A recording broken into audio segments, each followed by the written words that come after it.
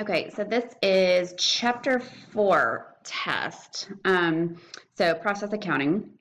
Now, this first one is we started the month with 11,500 units in beginning work in process. So if you think about it, let's say we're making bicycles. We have 11,500 bicycles that are partially done at the beginning of the month. During the month, we added another 295,500 to the mix. So we added another almost 300,000 to it. At the end of the month, there were 16,000 that were still somewhere in process, so partially done. So how many were transferred to the next department? So what I'm going to do is I'm going to start with the 11,500 that were partially there. I'm going to add the 295,500 that were put in, and then I'm going to subtract out the 16,000 that are still in there, and I'm left with 291,000. So that's how many were taken from the assembly department and put into whatever the next department is going to be. So for number 2, you have to do a few calculations in this case. So the first part is we want to figure out, we started with 10,800 at the beginning. Before we do any equivalent units of production, let's just talk about how many we had in there. So we started with 10,800 units. We added 90,000 that were transferred in, and then there were 18,000 units in the end. So let's do the same thing we did with 1. What we're going to do is we're going to start with 10,800. We're going to add 90,000, and then we're going to subtract 18. So we had 82,800 that were transferred out of the department. So the next thing we want to do is we want to figure out the conversion costs for the assembly department. So the first thing is we have 82,800 we know were transferred out. So that's 82,800 at 100% of the cost transferred out. So we have that 82,800, 100% done. The next thing is we have an additional 18,000 that are 90% complete. So if they're 90% complete, we can assume that 90% of those costs have been incurred. So I'm going to take 18,000 and I'm going to multiply that by 0.9. And then I'm going to add that 82,000, what did I say, it was 82,800 plus 82,800. So I have the equivalent of 99,000 of costs that were incurred for that assembly department. All right, so for 3, again, we're kind of doing the same thing as 2. It's a two-part question that we need to answer here. So let's go ahead and figure out how many units were transferred to the next department. So again, let's start with our beginning. So we started with 19,000, and then we added 90,000, and we ended with 15,000 at the end of the month. So we had 94,000, I'm going to write this down, 94,000 that were transferred. Okay. So that is the first part of the question. Now, the second part of the question is, what are our equivalent units, I think, because we're going to need to figure out the cost. So again, we had that 94,000 that we know 100% of the cost is incurred because they were transferred out. So were they 100% complete. But left in there were these 15,000, and they are 10% complete with respect to the conversion costs. So that's an additional 1,500. So we had this 9,400 plus 10% of the 15,000, so plus 1,500. So our equivalent units of production is 95,500. So now let's figure out what our costs are going to be for that. So we had a beginning cost, I believe was, here it is, 44,970. So I'm going to start with our beginning costs. That's what our beginning work in process was. And then we're going to have to add what we incurred through the month. And that looks like that was 679,600. So our total costs for the month, so I'm going to start with what I had in the beginning, 44,970. And then I'm going to add what we incurred, 679,600. So total costs were 724,570. Now, I'm going to divide that by my equivalent units, divided by 95,500. So that ends up being $7.58-ish. So B is your answer in this case. Okay, 4 is very similar to 3. So first, let's figure out what how many units were transferred out. So I'm going to start with my beginning. So I think I had 21,000 units beginning. I'm going to add how many were put into production for the month. I think that was 87,000. And I'm going to subtract what we had left, which was 22,000. Oops, 22,000. So 86,000 were transferred out. You know you're going to use those at 100%. Now, what did we have left? I think we had 22,000, we said, and they were 15% complete. So 15% of those costs have been incurred. So I'm going to do 22,000 times 0.15. So I have the 86,000 that were transferred out at 100% plus 3,300 equivalent units. So plus 96. So my equivalent units of production is 89,300. So to figure out what my cost per unit is going to be, I'm going to start with what was originally in my work in process, which was 134,000 and 134,200. And then I'm going to add what I incurred throughout the month, which was, there we go, 422,250. Okay, and then I'm going to divide by my equivalent units of production, so 89,300. So $6.23 is going to be your cost per unit here.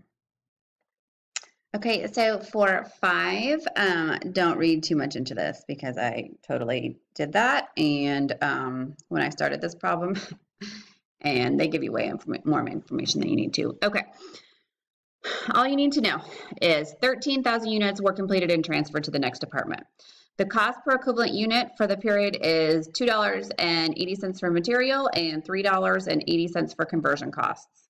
And they want to know what the cost transferred out was. So we don't need to figure out the equivalent units. We don't need to do anything except for multiply 13,000 times $2.80 for material. So that's 36,400, 36,400, and then 13,000 times 380 for the conversion costs, so 49,400. I'm going to add those together plus 36,400, so 85,800. Again, this is very similar. 67,000 were transferred out, and it gives you the per unit cost. So materials was $270 and conversion cost was $3.80. So you're just going to multiply 67,000 times $2.70 and 67,000 times 380 and add those together, and that's 435,500. All right, so for this one, I'm going to figure out how many were transferred out. So again, I'm going to start with 7,400. I'm going to add transferred in 52,300, and I'm going to subtract how many are left at the end of the month. So I had 55,200 that were transferred to the next department. Okay, so the next part is going to be to figure out of those 55,000, we had a cost of $9.56. So I'm just going to multiply this by 956. And it's 527,712. Okay, so in this case, we are using the weighted average method again. So the molding department, we have ending work in process of 5,600 that are 78% complete. So we want to know the cost per equivalent unit. So we're going to have to figure out the equivalent unit in this case. So, oops, I got rid of my calculator. So let's do 5,600 times 0.78. So we have the equivalent units of 4,368, and it tells us our cost per unit. So times 810. So our cost is going to be $35,380.80, and then we just are going to round it up a little bit. Okay, so for number 9, the important thing to remember about this is that the material cost is added at the beginning. So in this case, we had 660 canoes in process, 20% complete with respect to conversion costs. And then during July, the fabrication department completed 7,900 canoes and transferred them. So we know we at least have 7,900 canoes that are completed and transferred out. And then what we're going to have to do is figure out, of the ones that are left, what's our percentage as far as material costs. Well, the materials costs are out at the beginning, so they're going to be 100%. So we're going to have the 7,900 plus the 660 that are still in work in progress. And remember, materials are out at the beginning, so it's going to be 100% of those. So it's just going to be 7,900 plus 660, which is going to be that 8,560. All right, so for this one, this is in regards to conversion costs, which are not added at the beginning. So you're not going to have 100% of those costs. So you know for sure that you had 7,400 canoes that were transferred to the next department. So you know those are at 100%. And then you had 610 canoes that are still in process, and they are 30% complete with respect to conversion costs. So to find my equivalent units, I'm going to take that 610. And again, 30% complete. I can assume that 30% of the costs have been incurred. So that's 183. So I'm going to take that 183 and then I'm going to add it to the ones that have already been transferred out. So my equivalent units is 7583. Okay, so for this one, what I'm going to have to do is I'm going to have to find my equivalent units of production. I'm going to have to add my beginning cost to the cost incurred for the month and then divide it to find my equivalent unit cost per material. So let's go ahead and find our equivalent units first. So the easiest thing to do is to start with however many we knew were transferred out. So we had 7,850 that were transferred out.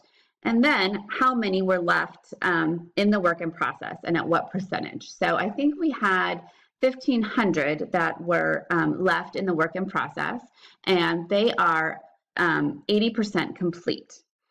So I'm going to take my 1,500 times 0.8.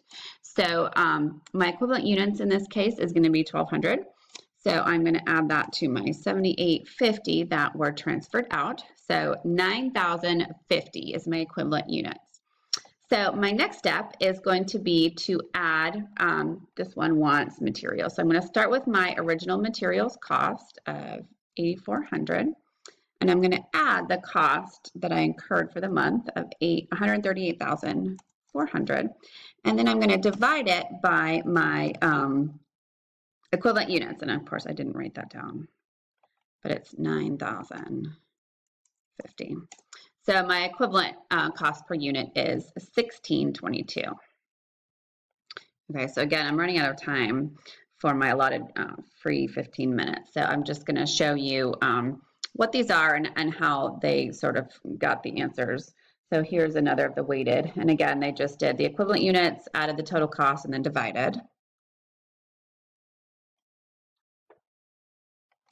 And then for 13, ooh, that's like a long one. Okay.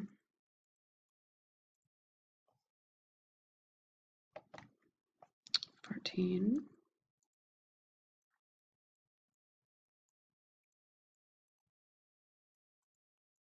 Okay, and finally 15.